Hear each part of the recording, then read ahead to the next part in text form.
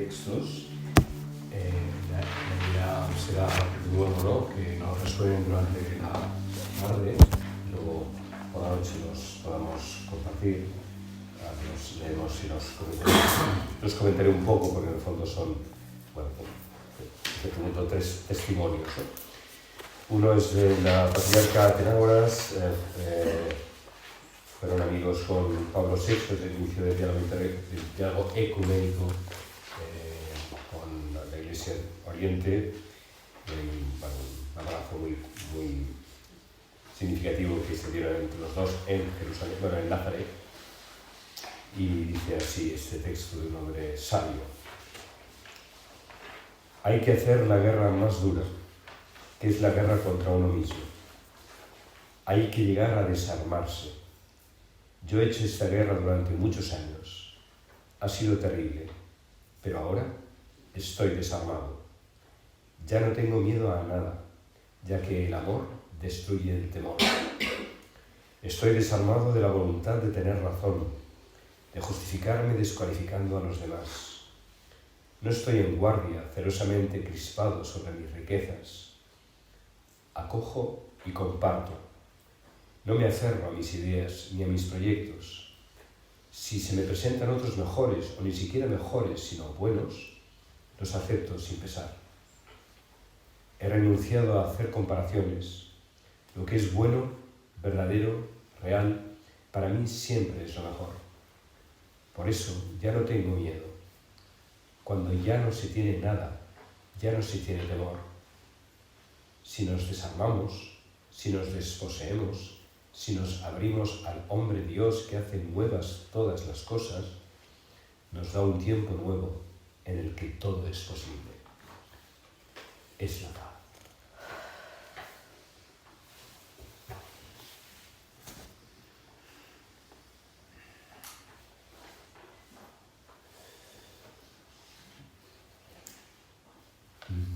Bueno, que cada cual será... Hay mucho aquí, ¿no? Es algo precioso. Ese corazón desarmado, ¿no? ¿Qué significa eso? En cada uno, ya me lo habéis dicho muy meramente, ¿no? Ese perdón, eso. Aquí añade dos o tres matices. El tema del miedo, ¿eh? Hemos hablado más de la agresividad y aquí aparece el dolor, la agresividad y el miedo. Eso es otro aspecto que también nos mueve mucho, ¿no? Nos paraliza mucho, ¿no?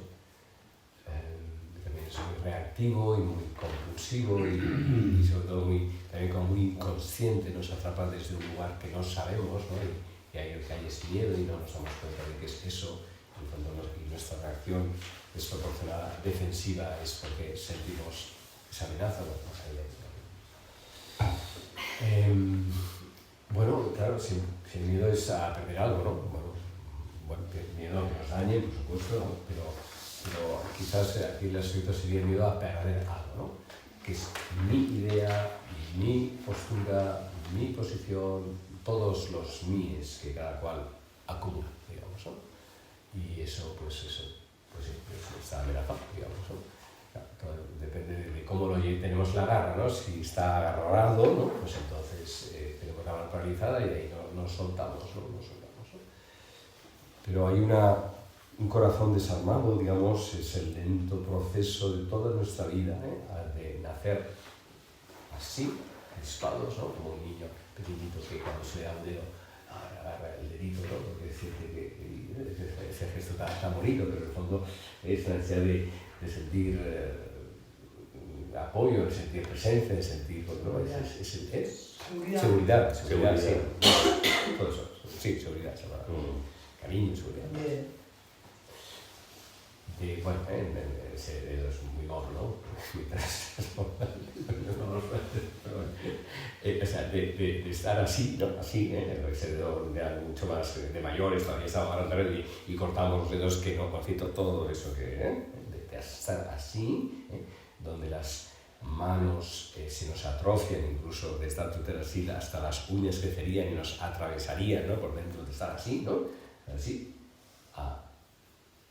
poco a poco, ¿no? Y vamos abriéndolas, soltarnos, ¿no? rendirnos, desprendernos, entregarnos. Ese proceso de desarmamiento, ¿no? Y las manos tienen lo mismo así, que así. No tienen nada, no se tienen más que a sí mismas, ¿eh? Bueno, hay lo mismo aquí que así, ¿no? Pero así no pueden tomar nada y además se privan de tomar y además eso se compone por un número, etc. Y además no cabe nada, o sea, cuanto más atrapados, menos cabe, ¿no? Y cuanto más sueltos, más receptivos, más cabe, ¿no? Y además en ese gesto así, lo mismo que recibo, en el instante mismo que lo recibo, lo estoy entregando, ¿eh? Porque no puedo retener lo que se me da, ¿no? El mismo gesto que me permite recibir es el mismo gesto que me permite entregar. En cambio, así pensando que estoy reteniendo, no puedo coger nada ni puedo dar nada, ¿no?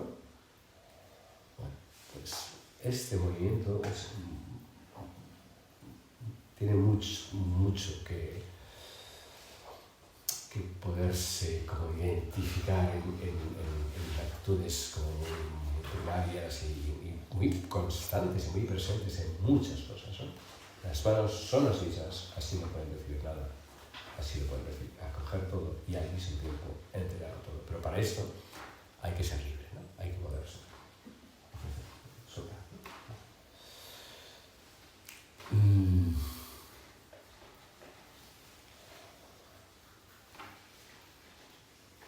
Un tema, una cuestión que nos hace mucho daño son las comparaciones. Menciona esto, ¿no? Siempre estamos comparando, entonces por lo tanto la comparación siempre nos deja insatisfecho, ¿no? Porque siempre comparamos algo mejor, ¿no? Con lo que está ahí peor, ¿no? Y entonces nos queda la lamentación, o la nostalgia, o la frustración, o la exigencia respecto de lo que esperamos que no se nos da y no se nos da. Comparamos mucho, muchísimo, ¿no? Tiene que ver también con lo que hablamos ayer de la perfección y plenitud, ¿no? Y la plenitud de la comparación, donde uno está colmado, ¿no? También la perfección, ¿no? Siempre hay una pretensión de algo, ¿no? Sobre esto de la comparación que nos priva de gozar mucho, porque estamos, como digo, siempre insatisfechos comparando con algo, o vivido por vivir, o etc. Una anécdota que a mí me ha hecho mucho bien, cuando hace muchos años lo escuché, de un compañero jesuita que trabajaba con los gitanos, Adolfo Cércoles, quizás lo conozcáis. Bueno, eso ahora ya tiene más de 90 años, pero sigue viviendo en un barrio de Granada de gitanos que está ahí, ahí. Bueno, y entonces él iba está en Granada y tiene las nieves perpetuas, casi perpetuas de la Sierra Nevada y las aguas, ¿no? Frescas, que incluso en verano, el calor tórrido que hace en Andalucía, sigue bajando agua fresquísima y toda la ciudad y todo el llano, toda la vega, ¿no? se alimenta de ese agua de la montaña. Bueno. Y en finales de septiembre, más o menos, pues fueron iban los gitanos van haciendo de jornaleros ahí donde trabajo, y uno de los trabajos fue la Terra Vendimia, y fueron al sur de la Mancha, digamos, por la zona de Ciudad Real, a Vendimiar, ¿no? Y entonces en de estos tórridos que hace todavía en septiembre, pues en un momento de descanso para tomar un poco para descansar y comer algo y tal, y ahí junto a un pozo, ¿no? Y entonces pues dentro del pozo van bebiendo, nadie dice nada, y cuando bebe él hace así, dice, ¿cómo se puede comparar esto con el agua de Granada? ¿No? Un pozo ahí caliente, pues un agua de agua, bueno, en fin, el agua de pozo, digo, ¿no?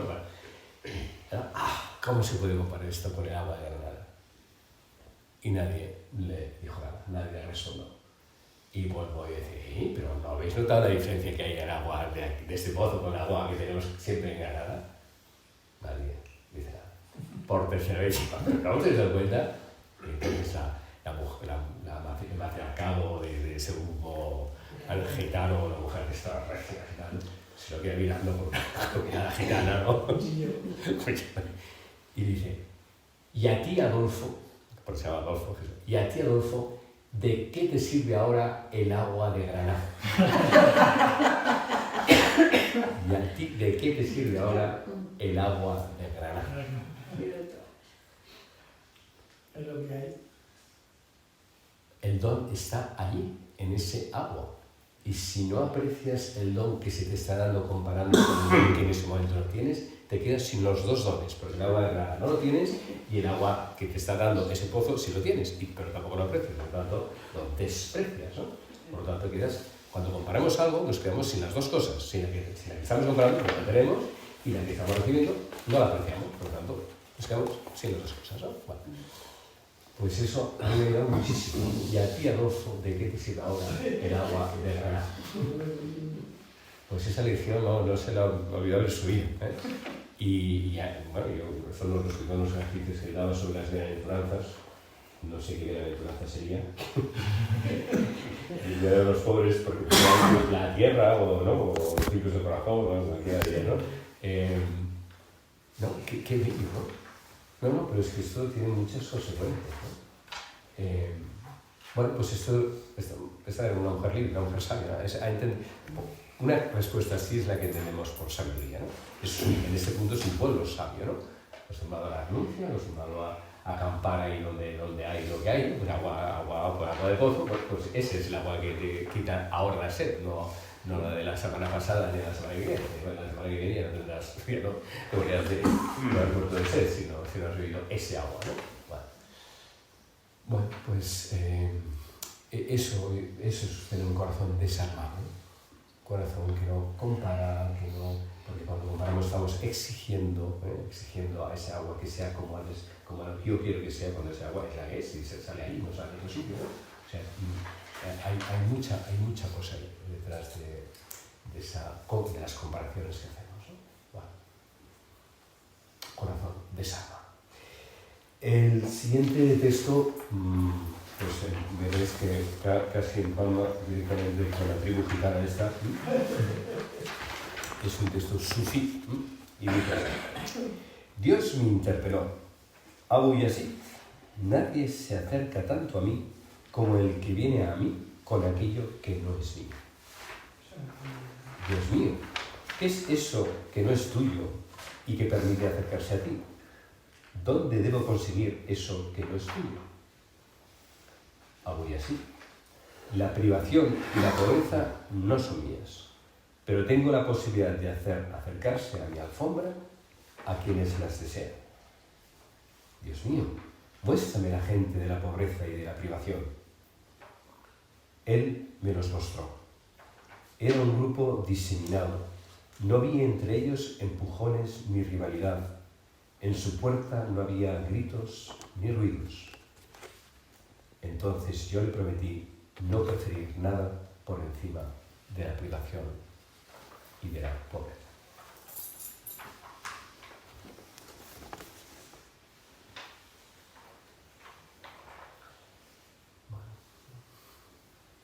Un texto altamente contracultural, ¿no?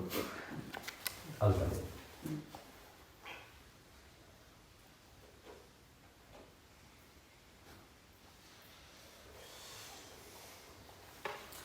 Y dice Dios, dice algo así, que la privación y la pobreza no son suyas, ¿eh? Porque cuando uno es pobre hasta te desposee de la pretensión de ser pobre o de sentirte algo, ¿no? O sea, la pobreza en sí misma te desposee de tu pretensión de propiedad, ¿eh? Incluso de la misma virtud de ser pobre, ¿no? La pobreza y la privación no son mías, si fueran mías ya no soy pobre. Tampoco yo ni Dios se puede apropar de la pobreza, porque soy en contra de Dios mismo y de la pobreza misma, ¿no? O sea, ese corazón que no se atribuye ninguna cualidad tampoco, ninguna virtud. Eso está ahí, sin saber que está ahí. Porque en cuanto lo sé, ya empiezo a estropearlo un poco, ¿no? ¿Sí? Y brota limpia como esas criaturas, bueno, que no había ni en su puerta, no hay ni gritos, ni ruidos, ni empujones, ni rivalidad, ¿no? Qué bello. Esa es la civilización que hay que construir.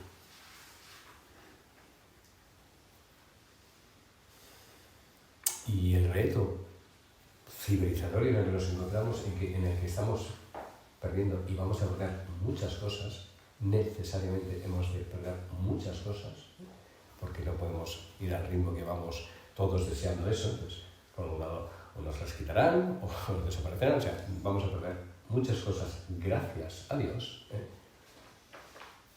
El resultado es que nos quedemos sin gritos,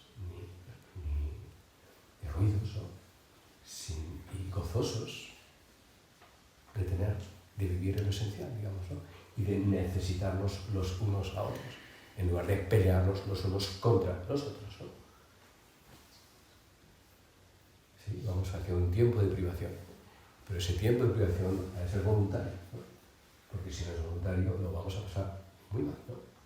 Y si es voluntario, lo podemos llegar a pasar muy bien, en un sentido más profundo, ¿no? Porque podemos reconocer nuestra necesidad, podemos humildemente pedir a la otra persona que nos dé, y si la otra persona está en ese lugar, necesitado de una ternura infinita para que despierte una respuesta que de entrada sea no, ¿no? Claro, de entrada sea no, ¿no? Como de entrada nosotros es no, ¿no? Pero bueno, si nos adiestramos en eso, ¿no? Y ahí es donde está el camino espiritual, ¿no? O sea, lo que estamos haciendo estos días aquí, bueno, gracias a Dios, estamos muy bien, pero también porque tenemos, pues, habitaciones confortables, no podemos lo que nos hace falta, o sea, es sobrio, pero no deja de ser incluso hasta lujoso comparado con muchísimas situaciones, ¿no? Yo creo que hay que avanzar bastante más en todos estos temas, digamos, ¿no? Creo que nuestros retiros futuros han de ser más austeros y más radicales, sí, porque yo creo que vamos hacia ahí en las décadas que vienen, ¿no? Pero sin miedo, sin ningún miedo. ¿Miedo de qué? Si lo que más pudiera pasar, que es el morir, sería nuestro nacimiento, ¿no? Por lo tanto, si lo más que puede pasar es que nos muramos y eso es lo mejor que nos puede pasar, pues entonces, ¿cuál es el problema? ¿No? Sí, no, claro. Bueno, pues ahí, o sea, no, lo digo bastante en serio, ¿no? Es decir, creo que hay, o sea, creo yo que nos debemos adiestrar mucho más a lo que ya está viniendo, por otro lado, no digo nada que no esté, o sea, de hecho, ya está ahí, ¿eh? Pero es que todavía no nos toca directamente, ¿no? Y a lo mejor nos podemos escabullir, o sea, dependerá de cada cual de la conciencia que tenga, o sea, pero eso ya está ahí, ¿eh? Entonces, bueno, es decir, que estos textos que son muy bonitos son al mismo tiempo muy radicales, ¿no? O sea, la no dualidad de la primera, ¿no? O sea, creer realmente que lo otro soy yo, o sea, ¿hasta dónde el otro es yo? Bueno, mientras no me decida demasiado, ¿no? Pero si va a decir demasiado, ¿no? Bueno, es decir, que todas esas cosas tienen su importancia, yo creo, ¿eh? Y lo digo, insisto, para darle verdad a nuestro camino espiritual, ¿no? Bueno, nuestro camino, el camino espiritual de la humanidad, o sea, a eso me refiero, no nuestro, sino de todos aquellos que realmente ponen como prioridad esto y no esto, ¿no? Vale, pero eso tiene consecuencias, ¿no? De todo tipo, ¿no? Y bueno, yo creo que ahí tenemos camino por recorrer todavía, ¿eh?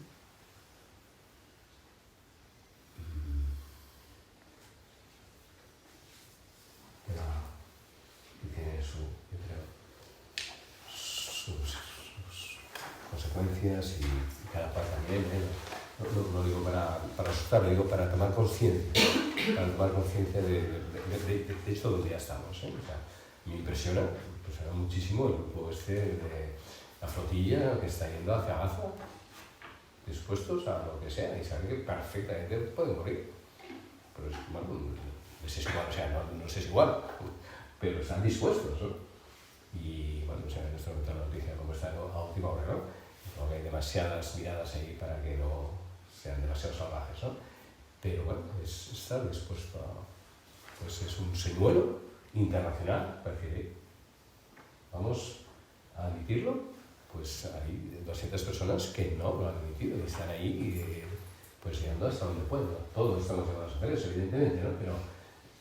Pero bueno, pero podemos crecer en diferentes formas de solidaridad. Podemos crecer bastante más entre todos. Ya lo creo. Una buena noticia es que han rescatado 150 palestinos que lo han llevado a Italia. Personas muy vulnerables, niños, o sea que ha tenido parte del éxito. O sea, ellos se han jugado la vida y al menos una parte ha tenido éxito. Pues gracias. Pues por ahí creo que tenemos mucho por recorrer en este terreno para hacer verdaderas estas palabras, ¿no? Para hacerlas verdaderas. Bueno, y entonces llegamos al último texto, que es una profecía conocido, pero es un texto de Adviento. Bueno, pues este cántico, ¿no? de Isaías tan bello y tan universal, ¿no? El Señor no habla de Israel, ni de Jerusalén, ni de nada, o sea, habla de todos y no hay de ningún pueblo, sino que estamos todos ahí.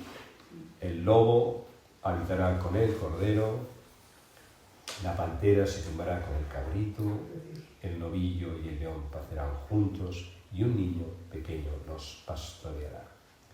La vaca pastará con el oso, sus crías se tumbarán juntas, el león comerá paja con el buey, o sea, se habrá hecho vegetariano, el niño jugará en la urda del áspid, la criatura meterá la mano en el escondrijo de la serpiente, nadie hará daño en todo mi monte santo, porque el país estará lleno del conocimiento del Señor, como las aguas colman el mar. Qué delicia. El país, no habrá daño, porque el país estará lleno del conocimiento del Señor. ¿No? ¿Qué significa eso de lleno del conocimiento del Señor? ¿No? ¿Qué conocimiento es ese, ¿no? Que permite desarmarnos, ¿no? Que permite la convivencia entre opuestos, ¿no? Porque todos son opuestos, ¿no?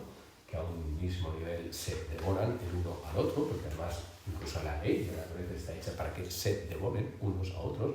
El 6 no es el 9, el 9 no es el 6, y entonces el 6 es el 9. O sea, las dualidades están ahí, son dualidades muy reales, no son perversas, son naturales, digamos, ¿no?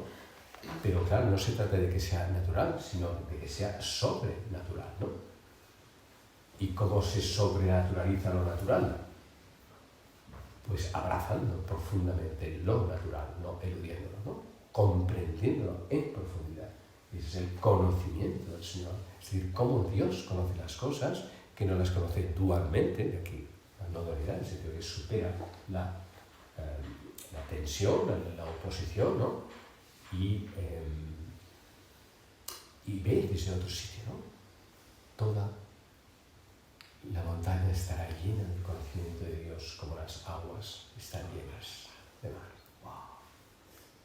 ¿Qué significa eso en nuestras vidas, no?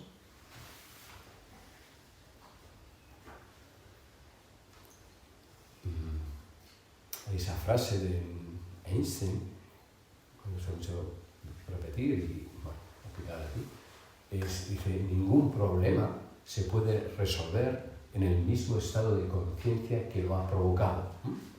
La dualidad, desde la dualidad, no es resolvible.